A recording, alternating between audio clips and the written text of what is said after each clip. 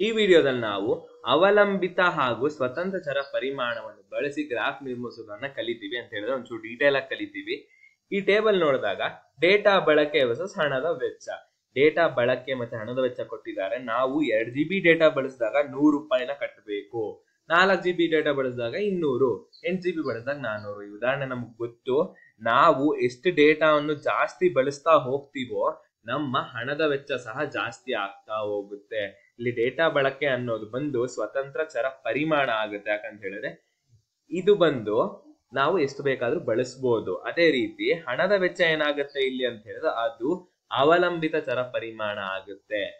ಅವಲಂಬಿತ ಚರ ಪರಿಮಾಣ ಯಾಕಾಗುತ್ತೆ ಅಂತ ಹೇಳಿದ್ರೆ ಹಣ ಅನ್ನೋದು ಡೇಟಾ ಬಳಕೆಯ ಮೇಲೆ ಡಿಪೆಂಡ್ ಆಗುತ್ತೆ. ನಾವೆಷ್ಟು ಬಳಸ್ತೀವಿ ಅನ್ನೋದ್ರ ಮೇಲೆ ಡಿಪೆಂಡ್ ಆಗಿರೋದ್ರಿಂದ ಇದು ಅವಲಂಬಿತ ಚರ ಪರಿಮಾಣ.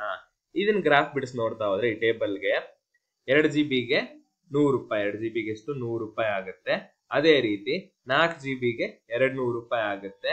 6 GB ಎಷ್ಟು 300 ರೂಪಾಯಿ ಆಗುತ್ತೆ. 8 GB ಎಷ್ಟು ಅಂತ ಕೇಳಿದಾಗ 400 ರೂಪಾಯಿ ಆಗುತ್ತೆ. ಇಲ್ಲಿ ಈ ಪಾಯಿಂಟ್ಸ್ಗೆ ಲೈನ್ ಬಿಡಿಸಿದಾಗ ನಮ್ಗೊಂದು ಸ್ಟ್ರೈಟ್ ಲೈನ್ ಸಿಗುತ್ತೆ.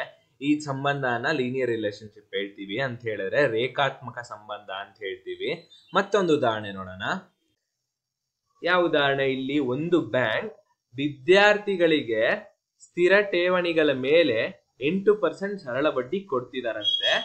ಮತ್ತೆ ಠೇವಣಿ ಮಾಡಿದ ಮೊತ್ತ ಮತ್ತು ವರ್ಷಕ್ಕೆ ಗಳಿಸಿದ ಸರಳ ಬಡ್ಡಿಯ ನಡುವಿನ ಸಂಬಂಧವನ್ನು ವಿವರಿಸಲು ಒಂದು ಗ್ರಾಫ್ ಬರೀರಿ.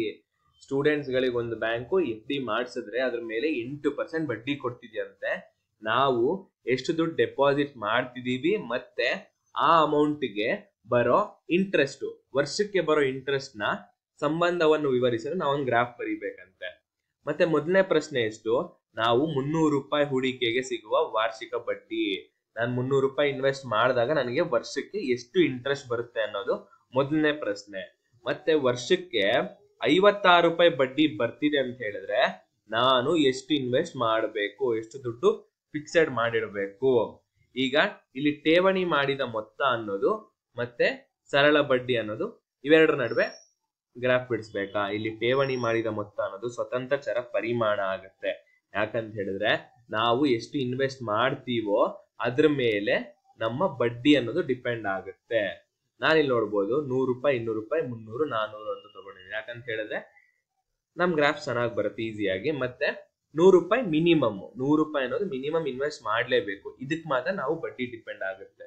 100 ರೂಪಾಯಿ ಮೇಲೆ ಬಡ್ಡಿ ಡಿಪೆಂಡ್ ಆಗಿರೋದ್ರಿಂದ ಮಿನಿಮಮ್ 100 ರೂಪಾಯಿನ ನಾನು ಇನ್ವೆಸ್ಟ್ ಮಾಡಿದೀನಿ.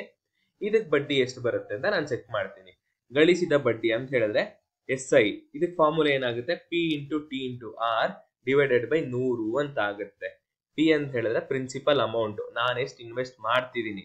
ಟೈಮ್ ಅಂತ ಹೇಳಿದ್ರೆ ಇಲ್ಲಿ 1 ವರ್ಷ. R ಅಂತ ಹೇಳಿದ್ರೆ ರೇಟ್ ಆಫ್ ಇಂಟ್ರೆಸ್ಟ್ 8% ಆಗುತ್ತೆ. ನಾವಿಲ್ಲಿ ನೋಡ್ಬೋದು 100 × 1 × 8 ಅಂತ ತಗೊಂಡಿದ್ದೀನಿ. ಇದನ್ನ 100 ಭಾಗಿಸ್ತೀನಿ. 100 ಮತ್ತೆ 100 ಇಲ್ಲಿ ಎಷ್ಟಾಗುತ್ತೆ? ಉತ್ತರ 8 ರೂಪಾಯಿ. ನಾನು 100 ರೂಪಾಯಿ ಇನ್ವೆಸ್ಟ್ ಮಾಡಿದ್ರೆ ನನಗೆ ವರ್ಷಕ್ಕೆ ರೂಪಾಯಿ 8ರಷ್ಟು ಆದಾಯ. ಇದು ಬಡ್ಡಿ. ರೂಪಾಯಿ 8 ಅನ್ನೋದು ಬಡ್ಡಿ 100 ರೂಪಾಯಿ ಇನ್ವೆಸ್ಟ್ ಮಾಡಿದಾಗ. ಅದೇ ರೀತಿ ಈಗ 200 ರೂಪಾಯಿ ನಾನು ಇನ್ವೆಸ್ಟ್ ಮಾಡಿದಾಗ ಅಂತ ಹೇಳಿದ್ರೆ 1 ವರ್ಷಕ್ಕೆ 200 ರೂಪಾಯಿ ನಾನು ಇನ್ವೆಸ್ಟ್ ಮಾಡಿದೀನಿ ಅಂದಾಗ ನನ್ಗೆ ಎಷ್ಟು ಬಡ್ಡಿ ಬರುತ್ತೆ? ಇಲ್ಲಿ 101 102 ಆಗುತ್ತೆ. 8 × 2 ಎಷ್ಟು? 16. ಇಲ್ಲಿ ರೂಪಾಯಿ 16 ರೂಪಾಯಿ. 200 ರೂಪಾಯಿ ಇನ್ವೆಸ್ಟ್ ಮಾಡಿದ್ರೆ ನನಗೆ 16 ರೂಪಾಯಿ ಬಡ್ಡಿ ಸಿಗುತ್ತೆ. ನಾನು 300 ರೂಪಾಯಿ ಇನ್ವೆಸ್ಟ್ ಮಾಡಿದಾಗ ಎಷ್ಟು ಸಿಗುತ್ತೆ ಅಂತ ಹೇಳಿದಾಗ 101 103 8 ಎಷ್ಟು? 24. 8 24 ಆಗಿರೋದ್ರಿಂದ ನಾನು 300 ರೂಪಾಯಿ ಇನ್ವೆಸ್ಟ್ ಮಾಡ್ತಿದ್ದೀನಿ ಅಂತ ಆದ್ರೆ ವರ್ಷಕ್ಕೆ ನನಗೆ 24 ರೂಪಾಯಿ ಬಡ್ಡಿಯನ್ನು ಸಿಗುತ್ತೆ. ಈಗ ನೀವ್ ಗೆಸ್ ಮಾಡಿ, ನಾನು 400 ರೂಪಾಯಿ ಇನ್ವೆಸ್ಟ್ ಮಾಡಿದ್ರೆ ನನಗೆ ಎಷ್ಟು ಬಡ್ಡಿ ಬರುತ್ತೆ ಅಂತ. Very good. ನಾನು 400 ರೂಪಾಯಿ ಇನ್ವೆಸ್ಟ್ ಮಾಡಿದಾಗ ನನಗೆ 32 ರೂಪಾಯಿ ಬಡ್ಡಿ ಅನ್ನೋದು ಸಿಗುತ್ತೆ. ಇದನ್ನ ನಾನು ಗ್ರಾಫ್ ಅಲ್ಲಿ ಬಿಡಿಸ್ತಾ ಹೋಗ್ತೀನಿ. ನೆನಪಲ್ಲಿ ಇಟ್ಕೊಳ್ಳಿ, ಠೇವಣಿ ಮಾಡಿದ ಮೊತ್ತ ಅನ್ನೋದು ಸ್ವತಂತ್ರ ಚರ ಪರಿಮಾಣ, ಗಳಿಸಿದ ಬಡ್ಡಿ ಅನ್ನೋದು ಅವಲಂಬಿತ ಚರ ಪರಿಮಾಣ. ಗ್ರಾಫ್ ಅಲ್ಲಿ ನೋಡೋಣ. ಇಲ್ಲಿ ಠೇವಣಿ ಮಾಡಿದ ಮೊತ್ತವನ್ನು ನಾನು X ಅಕ್ಷದ ಮೇಲೆ ತಗೊಂಡಿದ್ದೀನಿ. ಗಳಿಸಿದ ಸರಳ ಬಡ್ಡಿ ಇದನ್ನ ನಾನು Y ಅಕ್ಷದ ಮೇಲೆ ತಗೊಂಡಿದ್ದೀನಿ. ನಾನು 100 ರೂಪಾಯಿ ಇನ್ವೆಸ್ಟ್ ಮಾಡ್ತಿದ್ದೀನಿ ಅಂತ ಆದ್ರೆ ನನಗೆ 8 ರೂಪಾಯಿ ಇಂಟ್ರೆಸ್ಟ್ ಬಂದಿದೆ. 100 ರೂಪಾಯಿ ಇನ್ವೆಸ್ಟ್ ಮಾಡ್ತಿದ್ದೀನಿ ಅಂತ ಹೇಳಿದ್ರೆ ವರ್ಷಕ್ಕೆ ನನಗೆ 8 ರೂಪಾಯಿ ಇಂಟ್ರೆಸ್ಟ್ ಬಂದಿದೆ. ನಾನು 200 ರೂಪಾಯಿ ಇನ್ವೆಸ್ಟ್ ಮಾಡ್ತಿದ್ದೀನಿ ಅಂದಾಗ ನಾವು ಅಲ್ಲಿ ನೋಡಿದೀವಿ ಟೇಬಲ್ ನಲ್ಲಿ 16 ರೂಪಾಯಿ ಅನ್ನೋದು ಇಂಟ್ರೆಸ್ಟ್ ಬಂದಿದೆ. 300 ರೂಪಾಯಿ ಇನ್ವೆಸ್ಟ್ ಮಾಡಿದೀನಿ ಅಂತ ಹೇಳಿದಾಗ 24 ರೂಪಾಯಿ ಇಂಟ್ರೆಸ್ಟ್ ಬರುತ್ತೆ. 400 ರೂಪಾಯಿ ಇನ್ವೆಸ್ಟ್ ಮಾಡಿದಾಗ ನನಗೆ ವರ್ಷಕ್ಕೆ 32 ರೂಪಾಯಿ ಅನ್ನೋದು ಇಂಟ್ರೆಸ್ಟ್ ಬರುತ್ತೆ, ಬಡ್ಡಿ ಬರುತ್ತೆ. ಈಗ ಈ ಪಾಯಿಂಟ್ಸ್ ನ ಜಾಯಿನ್ ಮಾಡಿದಾಗ ನನಗೆ ಒಂದು ಸ್ಟ್ರೈಟ್ ಲೈನ್ ಬರುತ್ತೆ. ಈ ಸಂಬಂಧ ಹೆಂಗಿರುತ್ತೆ? ರೇಖೀಯ ಸಂಬಂಧ ಆಗುತ್ತೆ ಅಂತ ಹೇಳಿದ್ರೆ ಲೀನಿಯರ್ ರಿಲೇಶನ್ಶಿಪ್ ಆಗುತ್ತೆ ಇದು. ಈಗ ಗ್ರಾಫ್ ಬಿಡಿಸಿದ್ದಾಯ್ತಲ್ವಾ, ಕೊಟ್ಟಿರೋ ಪ್ರಶ್ನೆಗಳಿಗೆ ಉತ್ತರಿಸೋಣ. ಏನ್ ಪ್ರಶ್ನೆಗಳು ನೋಡ್ತಾ ಹೋಗೋಣ. ಮೊದಲನೇ ಪ್ರಶ್ನೆ, ರೂಪಾಯಿ 300ರ ಹೂಡಿಕೆಗೆ ಸಿಗುವ ವಾರ್ಷಿಕ ಬಡ್ಡಿ. ಹಂಗಂತ ಹೇಳಿದ್ರೆ ನಾನು 300 ರೂಪಾಯಿ ಇನ್ವೆಸ್ಟ್ ಮಾಡಿದಾಗ ನನಗೆ ವರ್ಷಕ್ಕೆ ಎಷ್ಟು ಬಡ್ಡಿ ಬರುತ್ತೆ ಅಂತ. ನಾನು ಇಲ್ಲಿಂದ ಮೇಲಕ್ಕೊಂದು ಲೈನ್ ತಗೋತೀನಿ. ಲೈನ್ ತಗೊಂಡಾಗ ಅದು ಇಲ್ಲಿ ಟಚ್ ಆಗ್ತಿದ್ಯಾ? ಇಲ್ಲಿಂದ ಈ ಪಾಯಿಂಟ್ ಇಂದ ಲೆಫ್ಟ್ ಒಂದು ಲೈನ್ ತಗೊಂಡಾಗ ನನಗೆ 24 ಹತ್ರ ಹೋಗಿದೆ ಆ ಲೈನ್ ಅಂತ ಹೇಳಿದಾಗ ನಾನು 300 ರೂಪಾಯಿ ಇನ್ವೆಸ್ಟ್ ಮಾಡಿದಾಗ ನನಗೆ ಒಂದು ವರ್ಷಕ್ಕೆ 24 ರೂಪಾಯಿ ಬಡ್ಡಿ ಅನ್ನೋದು ಸಿಕ್ಕಿದೆ.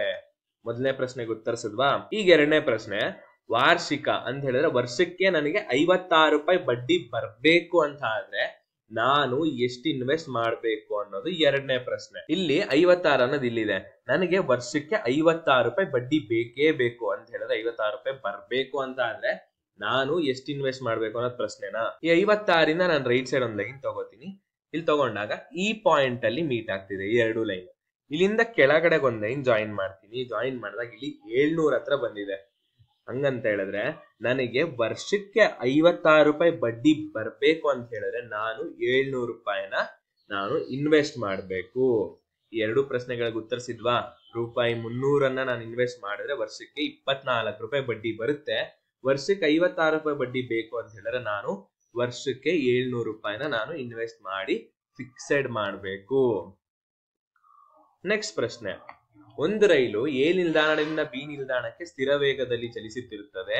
ಈ ಕೆಳಗಿನ ಕೋಷ್ಟಕವು ದಿನದ ವಿವಿಧ ಸಮಯಗಳಲ್ಲಿ ಕ್ರಮಿಸಿದ ದೂರವನ್ನು ತೋರಿಸುತ್ತದೆ ಅಂತ ಹೇಳಿದ್ರೆ ಇಲ್ಲಿ ಡಿಫ್ರೆಂಟ್ ಟೈಮ್ ಲೈನ್ಸ್ ಅಲ್ಲಿ ಕವರ್ ಮಾಡಿರೋ ಡಿಸ್ಟೆನ್ಸ್ ನ ಈ ಗ್ರಾಫ್ ಈ ಟೇಬಲ್ ಅನ್ನ ತೋರಿಸ್ತೀನಿ ಅಂತ.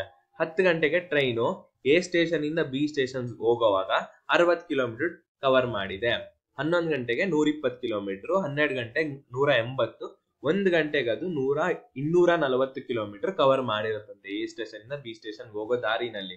ಇಲ್ಲಿ 3 ಪ್ರಶ್ನೆ ಏನು? ಮೊದಲನೇದು, ಬೆಳಗ್ಗೆ 11:30 ಮಧ್ಯಾಹ್ನ 12:15 ರೈಲು ಎಷ್ಟು ದೂರ ಕ್ರಮಿಸಿತು ಅಂತ ಹೇಳಿದ್ರೆ ಈ 3/4 ಗಂಟೆ ಟೈಮ್ ಅಲ್ಲಿ ರೈಲು ಎಷ್ಟು ಡಿಸ್ಟೆನ್ಸ್ ಕವರ್ ಮಾಡಿದೆ ಅಂತ.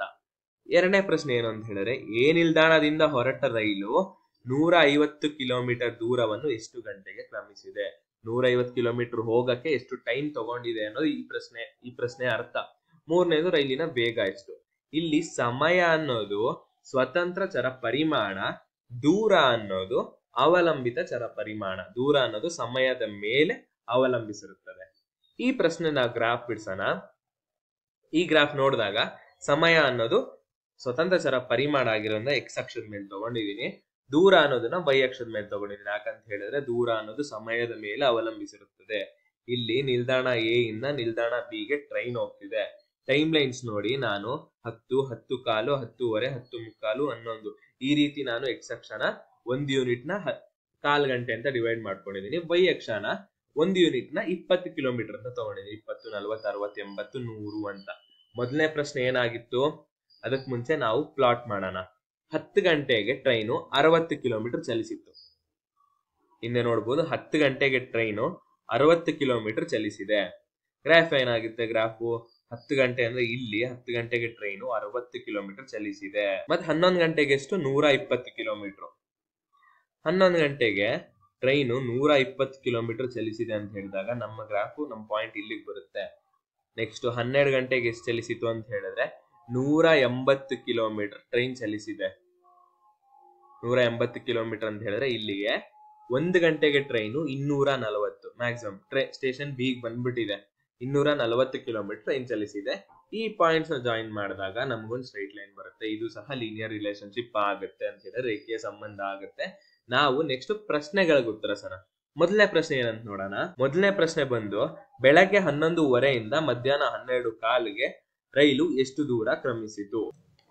11:30 12:15, 11:30 ಇಲ್ಲಿದೆ, 12:15 ಇಲ್ಲಿದೆ. ಈ ಎರಡು ಟೈಮ್ ಲೈನ್ ನಡುವೆ ಎಷ್ಟು ಡಿಸ್ಟೆನ್ಸ್ ಕವರ್ ಮಾಡಿದೆ ಅನ್ನೋದು ಇದರ ಅರ್ಥ. 11:30 ಮೇಲಕ್ಕೊಂದು ಲೈನ್ ತಗೊಳ್ಳೋಣ. ಅದೇ ರೀತಿ 12:15 ಮೇಲಕ್ಕೊಂದು ಲೈನು. ಈ ಪಾಯಿಂಟ್ ಅಲ್ಲಿ ಮೀಟ್ ಆಗ್ತಿದೆ, ಇಲ್ಲೂ ಸಹ ಈ ಪಾಯಿಂಟ್ ಅಲ್ಲಿ ಮೀಟ್ ಆಗ್ತಿದೆ. ಇಲ್ಲಿಂದ ಲೆಫ್ಟ್ ಒಂದ್ ಲೈನ್ ತಗೊಂಡ್ರೆ ಈ ಪಾಯಿಂಟ್ ಇಂದ ತಗೊಂಡಾಗ ನನಗೆ ಎಷ್ಟು ಡಿಸ್ಟೆನ್ಸ್ ಕವರ್ ಆಗಿದೆ ಅನ್ನೋದು ಗೊತ್ತಾಗುತ್ತೆ. ಎಷ್ಟು ಡಿಸ್ಟೆನ್ಸ್ ಕವರ್ ಆಗಿದೆ ಅನ್ನೋದು ಗೊತ್ತಾಗುತ್ತೆ. ಇಲ್ಲಿ 140 160 ಮಧ್ಯೆ ಎಷ್ಟು ಅಂತ ಹೇಳಿದಾಗ 150. ಹಂಗೆ ಹೇಳಿದಾಗ 11:15ಗೆ ಟ್ರೈನು 150 ಕಿಲೋಮೀಟರ್ ಕವರ್ ಮಾಡಿದೆ. ಇಲ್ಲೇನಾಗುತ್ತೆ 12:15 ಟ್ರೈನ್ ಎಷ್ಟು ಕವರ್ ಮಾಡುತ್ತೆ? 180 200 190ಕ್ಕಿಂತ ಜಾಸ್ತಿ ಇರೋದ್ರಿಂದ ಇದು 195 ಆಗಿರುತ್ತೆ. ಆವರೇಜ್ ತಗೊಳ್ಳೋಣ, ಸರಾಸರಿ 195 ಕಿಲೋಮೀಟರ್. ಟ್ರೈನು 12:15ಗೆ 195 ಕಿಲೋಮೀಟರ್ ಚಲಿಸಿದೆ. ನಮ್ಮ ಪ್ರಶ್ನೆ ಏನು, 11:15 12:15 ಮಧ್ಯ ಈ 45 ನಿಮಿಷ ಟ್ರೈನ್ ಎಷ್ಟು ಕಿಲೋಮೀಟರ್ ಚಲಿಸಿದೆ ಅಂತ. ಇಲ್ಲಿ 195 ಮೈನಸ್ 150 ಎಷ್ಟಾಗುತ್ತೆ ಅಂತ ಹೇಳಿದ್ರೆ 45.